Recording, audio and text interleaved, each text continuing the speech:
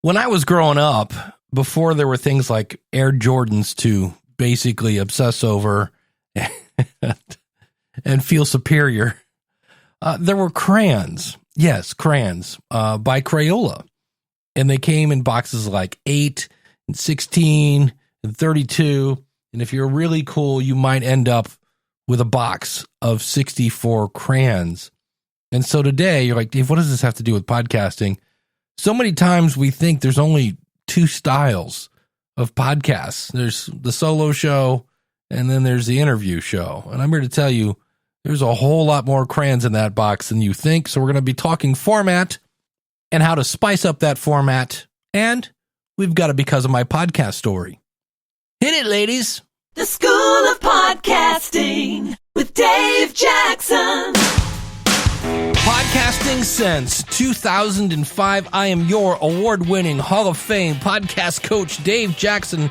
Thanking you so much for tuning in. If you are new to the show, welcome aboard. This is why I help you plan, launch, and grow your podcast. My website is schoolofpodcasting.com. If you go to schoolofpodcasting.com/listener, you'll save on either a monthly or yearly subscription. And so, yeah, if you've always thought, well, there's solo shows and then there's interview shows, there are more options than that. So today we're going to talk about the different formats and the pros and cons. We'll start off with this one. Number 1. It's a solo show. It's me talking to you. And so the pro is you can record pretty much anytime, anywhere. Super simple. All you need is a microphone and something like a Zoom PodTrack P4, or if you've got something like a Samson Q2U, you plug that directly into your microphone, maybe get yourself a windscreen and a boom arm, and you are good to go. No scheduling conflicts. You don't have to worry about audio. It's super simple. That's the pro. The con, there are some people that go, I don't understand how you do that. How do you talk to nobody? And that's because right now, I'm sitting at my desk. I'm looking at a space heater that my brain goes, you can probably put that away. It is 77 degrees here in Ohio as I speak. I think we're done with the heater for now. But I'm really picturing you. I'm picturing you sitting across the desk, and you just said, well, what format should I use for my podcast? And I'm now telling you, well, as always, with podcasting, it depends. So let's talk about the different formats. So that's how I do it. I'm picturing you listening to me, and I'm excited to tell you about the different pros and cons of each. Some people can't do that. The other thing is when you're doing a solo show, you have to bring a little energy. You don't want to be an obnoxious radio guy, but you don't want to be a person talking about today. We're going to be talking about the different formats of a podcast. So stay tuned, everyone. No, you got to bring a little energy. You got to have a little personality. I mean, you don't have to be Wolfman Jack, baby, but, some sort of personality would be handy. The other thing to keep in mind is when you're doing a solo show, everything is coming out of your mouth, which means all the information has to go into your head, which means you might be doing all of the research, et cetera, unless you have some sort of team that has written you a script, which for most people is not the case. So that's the pros and cons of a solo show. Number 2. Number 2 is a co-hosted show. This is where you and a friend or acquaintance are tackling the podcast together. Now, the good news is not everything's coming out of your mouth, which means you may not have to do as much research. The bad news is you better sit down and have what I call the awkward conversation and decide who is doing what, and more importantly, who owns the show and what happens if somebody wants to leave. It's probably one of the biggest things I see when it comes to co-hosts is everybody has to know who's driving, who's the color commentary person, who is what's your role in the show, who's responsible for whatever. But you also now run into scheduling. And so this is where you not only want to look at what time zone are you in, but also things like maybe you are a person that is 24 with no spouse and no children, and your co-host is 42 with 2 kids and a minivan. You have to kind of look at that because you got to see, well, what happens if this gets big, that type of thing. So the good news is co-hosts, more than one person on a show. Let's just stick with two now. That can be really handy. And if you've got great chemistry, it's great. You also have more different perspectives on your subject. So scheduling can be an issue. And unless they're sitting right next to you, audio quality. So this is where you get into things like Squadcast and Libsyn Connect and all these different tools that you can use to record remotely. Not really that hard to do, but it is a small piece of technology that you're going to have to get acquainted with.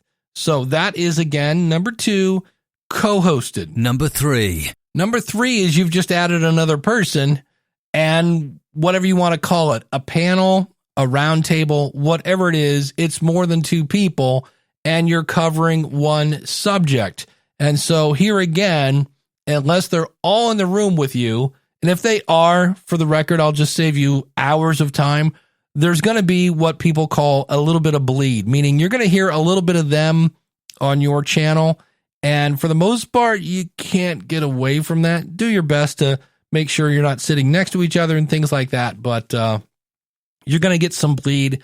I know I've done shows in the past with people in the same room, and it just is, there are things you can do in post-production, so don't worry about that. But the more people on the panel, the more scheduling issues are going to probably pipe in. I do a show called the Podcast Review Show. It's me and Eric K. Johnson from Podcast Talent Coach. And then we review, your show. And you come on. So there's a third person. And we talk about, what you're doing right on your show and maybe some things you might want to tweak a little bit. We review your website. It's at podcastreviewshow.com. But Eric is on the West Coast and I'm on the East Coast. So already we usually do these a little later if you're on the East Coast because, Eric's still at work basically when we want to do it. So just keep that in mind. And there are times when scheduling on that show can be quite the nightmare. Now, the good news for me is when I'm interviewing somebody or whatever I'm doing in podcasting, 99.99% of the time, I'm talking to a podcaster. So the whole microphone and good audio quality really isn't as much of an issue for me. I'm lucky that way. And I realize you may not be. And that's where the more people that you add, the better the chance that somebody's going to show up wanting to use their laptop mic, or they've got a Blue Yeti and they're not using it the right way, and your audio just starts to go down the toilet. Or also remember, especially with a round table, you have to make sure everybody knows what you're talking about. And that's where I have been on roundtables. We have a show called the Podcasters Roundtable. It's me, Ray Ortega, and Daniel J. Lewis. It's on a bit of a hiatus right now. There's some things going on with Ray's family and his parents, and it will be coming back eventually. But it's one of those things where it is fairly open. It's just like, here's our topic, let's go. But you have to remember when you're answering a question to kind of stay on topic, because one of the things that can really ruin that show is if everybody goes on these weird tangents. Then that's where Ray is really good, especially because I'm on the panel, of making sure I stay focused on what we're talking about. And so you do need somebody, again, we talked about when you have a co-host, who's in charge, who's doing what, and Ray is basically on that show. He will chime in a little, but for the most part, he's the moderator and making sure that everyone gets to voice their opinion, and he also helps us keep us on track. So that is a panel or a round table. Number 4. And this one really came about. This is what inspired this episode. I had a friend in town, and I needed to make an episode quick, and it was an interview with Deirdre from Capsho. And so what I did, many times when I do an interview, it really is a conversation between me and the guest. And when it comes to editing, most of the editing is me giving another example of what the guest just said. So they say something like, I love peanut butter and jelly sandwiches. And I go, oh my goodness, I ate peanut butter and jelly, blah, blah, blah, blah, blah. Well, we don't really need that reiterated. We don't need 2 examples of peanut butter and jelly is yummy. So a lot of times I'm cutting me out of the conversation. The goal of an interview is to make my guest look good. And I might chime in a little bit here or there. What I usually do and what I recommend for people that do interviews is at the end of the interview, after making your guest look phenomenal, do a recap. Hey, here's my favorite thing I learned from that interview. Just remind the listener that, hey, I know we just spent like 20 minutes making them look good. It's still my show. And just remember, hey, I'm here too. So keep that in mind, especially if the goal is to make you look like an expert. An interview show is not the way to go. That's where solo shows really come in handy. But I had Deirdre, we'd done an interview, and I was like, I don't really have time to cut me out of this. So what did I do? I cut me out of all of it. And I took Deirdre's side of the conversation. So this is where something like a squad cast or clean feed or all these other different ways to record, I just took her side of the conversation. I listened to it, and every time we switch subjects, and this is where I really love Hindenburg Journalist. I use Hindenburg Journalist Pro. I would cut it into pieces, and they have this little clipboard on the right-hand side, and I would just drag it over, and I would rename it. So when we got done, I had all the parts that I thought related to something that you'd want to hear, and I shaped a story, and as well as I wanted to help her promote her product, because that's why she was coming on. And so it was a matter of like, how can I mix story with a little bit of a commercial without making it just a giant, infomercial? And so I did this, and the style of this is called narrative. And a lot of people call this NPR style. And this is where you take clips of a guest or guests, if you have them, and you form them together. Now, the cool thing about this is I had people that emailed me and said, wow, that was a really good episode. And that's the good news. The impact of your content, because you've really gone over it with a fine-tooth comb to find what is the stuff that's going to resonate with my audience. That's the good news. It usually results in a better episode. And by better, I mean content-wise. It flows. It's tight. It's not a lot of like, hey, let's suddenly take a tangent and talk about French toast recipes. It's focused and it's to the point, and it has a great flow. That's the good news. The bad news is, in my travels, it took just as much time to edit, but I do like it to the point where I think now in the future, if I do an interview, depending on the scenario, if I have the time, I like narrative style podcast for an interview because it's more of a story than a conversation. Now, I'm not saying it's better. I'm saying I like it and my audience seem to appreciate it. You do you, and we'll talk about that a little further, but narrative style podcasts are typically focused and, at least from my chair, have a better impact. The bad news is they take longer in some cases, depending again on how focused you were when you were, asking the questions, but it can take more time. In just a second, we're going to come back and talk about the format that I hear many, many, many podcasters using. Can you guess what it is? Yeah. Number 5. The format of podcast that I hear more and more podcasters adopting is the hot mess. I've heard so many podcasters adopt this. This is where they don't even introduce the show. It usually just starts off with them going, hey, did you want to, okay, just, yeah. No, it's recording. It's recording. Great. Okay. Hey, welcome to the show. I can't believe we're recording. Yeah, it's the hot mess format. It's unfortunately wildly popular. The good news is it doesn't take any time. You just press record and you talk into your friends. You don't have to worry about sound quality.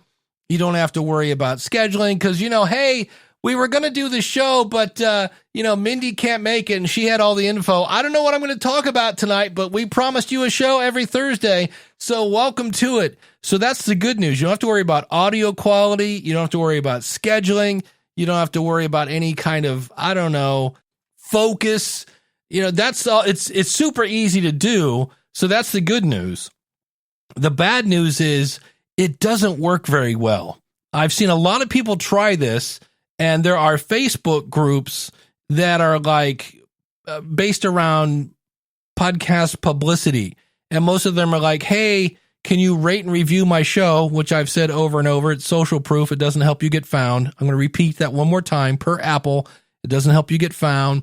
and can you listen to my show and give it a rating and review or whatever. And every time I go to listen to one of those shows, they're using the hot mess format and then wondering why they're not getting any listeners. So the good news is super easy to do. It doesn't take much time.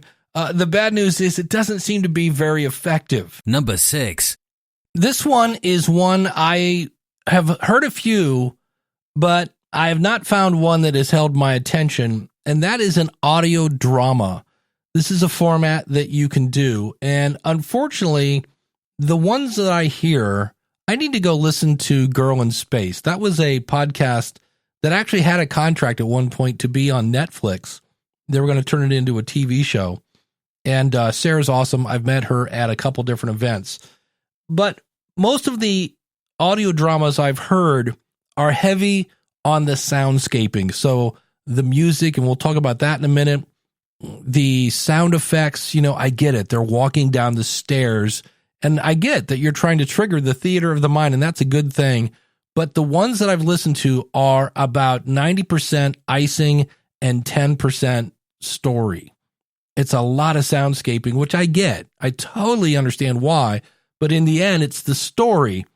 And if you listen to any musician talk about their songs, they always say their best songs are the ones that they can sit down with either a single instrument, whether it's piano or guitar or whatever, and they sing it, and it still works. The core of the song is strong. So you need the core of your story to be great, and then the soundscaping enhances a really good story. Not so much, it's great soundscaping, and then meh with the story. So that is something else. That's another format that you can do, and when you do it well again, it can become very popular. Yeah, yeah, yeah. So now let's talk about styles. What's the difference between a format and a style? For me, a format is the main course. So let's say it's steak. Sorry, vegetarians. And then the style is the salt that you put on the format. So an example might be Q&A. That is something you do. You can do it as a solo show. You could do it as with a co-host. It's something to do. And I'll give you an example of one. This is where you want to be educational, right? You're trying to inform your audience. And this is an actual question from Reddit. It says, do you guys enjoy any podcasts that you can tell are somewhat amateur? And I'm going to say by amateur, it's yet another person using the hot mess approach. I'm just curious because I'm launching my first audio drama soon, and I'm fully aware it isn't the best script or the best quality around, but I put a lot of work into it. Well, okay, I'm pretty nervous because although I gotten some good feedback, my guess is probably from Mom, I've also gotten quite a bit of flack with my pilot episode, which isn't stopping me considering this is my first time launching a podcast. Well, it shouldn't stop you from launching, but in my opinion, it should steer you to go back and rewrite your script. I've heard some podcasts that are so well done and sound as professional as can be with sound effects, music, script, etc. I've also heard some where it's almost a chore to listen. And so I was wondering if there's any podcasts that you like that may have bad sound quality and or just not such a great story. I'm generally curious if the average listener wants that really professional sounding podcast. That's an actual question. So there are a couple things there. People are telling him or her, I don't know, hey, this isn't that good. And so for one thing, they're doing something very right there. They're asking for feedback. The bad news is they're not open to any. They're like, nope, this is what I'm doing. Yeah, but it kind of makes me want to take things and stick them in my eye. Yeah, if somebody says that to you, maybe you go back and rewrite the script. But for me, I don't really care. I was going to say this at the end of the show. I don't really care if it's solo. I think I kind of prefer solo shows, which is probably why I do this show solo. But I don't really care if it's solo, co-host, narrative, whatever. I prefer a good show. And that particular question was like saying, hey, do you guys listen to bad shows? And my answer is not more than once, typically. And I've heard people say, I want to start a podcast, but I'm not sure what I should talk about. Well, typically I say, figure that out. But on the other hand, if you just want to record a podcast and not release it, that's fine too. And I like to use the analogy of a car. If you don't know where you're going, why are you getting in the car? So I don't want to stop you from driving. If you want to drive, by all means, get in. Now realize you're going to waste some petrol and you're going to waste some time. But in the end, you're going to be a better driver. So if you want to record a podcast just because you want to record a podcast, by all means, don't let me stop you. Record your podcast because in the end, you'll be a better podcaster. But just realize you don't have to release everything you record. But if you want to, there are no rules against it. Yeah, yeah, yeah. Since we called the first one salt, I guess we'll call these spices, right? Different styles. One is news. But think about the news. There are people, a lot of people bring up Walter Cronkite because he was the guy that delivered the news that President Kennedy was dead. And from what I understand, because he was way before my time, he was very much delivered the news and this is the way it is. And I'm a very serious newsman, right? There's that. But then you got the Daily Show. You've got things like Last Week Tonight on HBO. They still deliver the news, but they deliver it that makes you laugh. So yes, news is something you can talk about to get you involved in your industry, but how do you want to cover it? I do a local show for Akron, Ohio, and I am very sarcastic on that show at times because, well, politicians are idiots. And so there are times when I poke fun at them, but that is something else. Another spice that you can throw into the mix is, do you want to talk about news in your industry? Yeah, yeah, yeah. This is similar, but education or instructional. When you're doing a how-to show, here again, you can be very Walter Cronkite kind of, right? And this is slot A into tab B, or you can make it kind of fun. I've always tried to style my way of teaching is edutainment. I want you to learn something, but I want you to have fun doing it. So that's another spice, education or how-to. Yeah, yeah, yeah. And I guess there is one more format. We'll go back. I know I said the last one was the audio drama, but there is the I don't care, I want to get my voice out there, I'm creative format. So it's not a hot mess. They're not having bad audio. They're focused. Maybe it's Tim O'Brien, who is a poet, and he wants to get his poetry out there. Nothing wrong with that. Get it out there. It's focused, it's to the point, and you'll either love it, or maybe poetry isn't your thing. But that's another format. The creative, I just want to get it out there. I've got something to say kind of podcast. That's another format. The only thing that gets weird about that is in some cases, that show, not the episode, but that show may be a little all over the place and it may be harder to attract an audience. But in the end, there are no rules in podcasting. You're not allowed to elicit people to go kill each other. That's typically will get you kicked off about any media host available. So it's pretty freeing in terms of what you can say, and realize if you have freedom of speech, everybody is not free from consequences.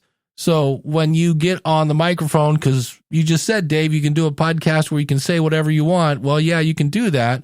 But when you call your boss a butthead, you're not free of consequences. So don't blame me when you get fired. So keep that in mind. But you can use these different formats. I'll give you an example as we wrap this up.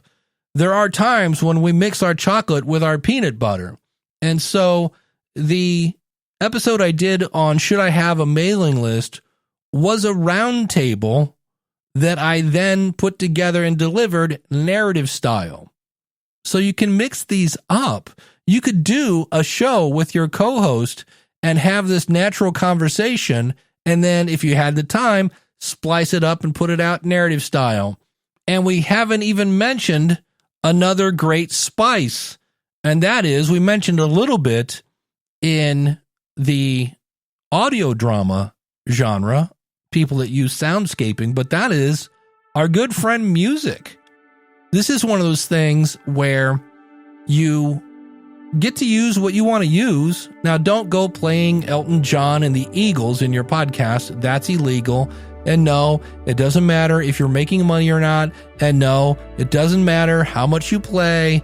You know, at the end of my show, I play a band called King's X because I have the written permission of the band, of the performer, and the record label. And that is hard to come by. But music can be a great way, in some cases, to enhance the topic.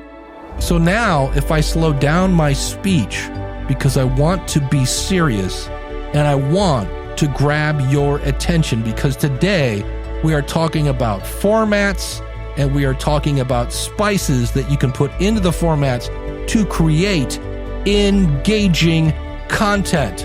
Well, with powerful music behind me, that takes a little thing, or it could be scary music. So if I talked about now, well, what if nobody listens to my podcast? I don't know, and I'm afraid my friends might think I'm weird if I do a podcast. I'm not really, okay. So music can do all sorts of things to, again, enhance great content. The music can't be the content, well, unless you're a musician and it's your own stuff. But what I mean is, in the same way that soundscaping and audio drama can enhance a great story, music and sound effects can enhance a great podcast, a great script, whatever you want to call your words. Those are ways to enhance the impact on your content. Oh, come on. The power of that one chord. Tell me music doesn't have power. That's amazing. So that brings us to the end, not of the show, but of our discussion of formats. And here's what I want to... I was going to put like kids' playground music here, but I heard this track and I'm like, oh, I just love this. Here's the thing that you have to be willing to do. And it kind of does deal with being a kid. And that is play. Because how do you know if this style is better, or that style, or this style? Do you realize you don't have a board of directors? You don't have a program director. You have you. And it's your show, and you can do with it whatever you want. And some people might like it, and some people may not. But there's only one way to tell, and that's, how do you know if you like banana nut bread or not? You got to put it in your mouth and chew it and swallow it. And so, again, remember, you don't have to release everything you record. You can get that little focus group and say, what do you think about this? What do you think about that? And just as we heard that person say, some people say this isn't very good. Well, let's tally up the votes here. If you got 10 people that say, meh, and you got 2 people that thought, hey, it was great, and those 2 people happen to be the same people that are responsible for you being born, maybe it's time to go back to the drawing board. But play with these different tools and add some spices inside and out. It's your show. You can play with it whatever you want to do. And eventually, when you come up with a recipe that feels good to you and tastes good to you, then you give it to the world. And if your truth tellers have said, yeah, that's a spicy meatball right there, then, and if that's what you're looking for, then you put it out to the world, and you will attract the people that like spicy meatballs or whatever it is your show is. But don't be afraid to play. Nobody's going to punch you in the face. And coming up next, we have a Because of My Podcast story. Welcome to Because of My Podcast, where we spotlight the results people are achieving because of their podcast. Hey, Dave, this is Dan Kreiness, host of the Leader of Learning podcast, which can be found at leaderoflearning.com. And I have a Because of My Podcast story. So I'm a career educator. At this point in my career, I'm an instructional coach. And through my podcast, YouTube channel, and additional digital content, I seek to help educators grow their impact as instructional leaders. And fairly recently, I had someone reach out to me who said that he had been listening to my podcast for a long time and got really excited when I started creating and putting out content in online courses. Well, he took one of my online courses and it really aligned well with the work that he and his organization are doing. It's an organization that is a multi-million, if not billion-dollar company in the United Arab Emirates, or Dubai to be specific, and they have a branch of their organization that's focused on education. They run several private schools in Dubai, and they have started to look into creating their own online course platform for professional development purposes. As a teacher of sorts, I know you can really relate to this story as well, but they like my content and they like my online courses so much that I've now been contracted out by them to create some or most of their content for their online courses to deliver professional development to educators and leaders overseas in Dubai. I've been really thinking about my podcast and my content for a while as a side hustle. And dare I say, I think of myself as an entrepreneur, or as we like to call it in the education world, an edupreneur. But this, in a lot of ways, really solidifies it for me. And it's a perfect because of my podcast story because, well, since I've had this podcast and since I've really branched out and created not only the content on my podcast for the last 5+ years, but also in the form of YouTube and other video content, and now the content that's in my online courses, it's been recognized and it's been rewarded by this pretty lucrative contract from this organization in Dubai. Dan, congratulations, and thanks for sharing your Because of My Podcast story. I've always said it's a resume. You can use your podcast as a resume. I know I've been hired multiple times because of my podcast. And if you have a Because of My Podcast story, go out to schoolofpodcasting.com/contact and share it today. If you need help starting your podcast, you're like, Dave, I love all this format stuff, but I still want to bounce some ideas off people, then you need to join the School of Podcasting community. Go out to schoolofpodcasting.com/listener, and that /listener will save you 20% on either a monthly or yearly subscription. And of course, besides the courses and the community, you get unlimited one-on-one consulting with me. And if you're not sure what I mean by that, well, listen to another Dave. Hey everybody, my name is David Chuddick, and I've hosted over 120 episodes of the Weekly Wealth Podcast. And I think the podcast is really good, but it's not great. So I was looking for ways that I could engage the services of someone that could help me to take it to the next level, to do what it needs to do for me as kind of a marketing tool and a business card for me. So I joined the School of Podcasting, and it's just been incredible that I've gotten personal responses from Dave. He's listened to my podcast. He's given me some actual really good advice that I'm going to implement to take your podcast to the next level. The School of Podcasting is just an incredible, incredible tool, and it's very, very affordable.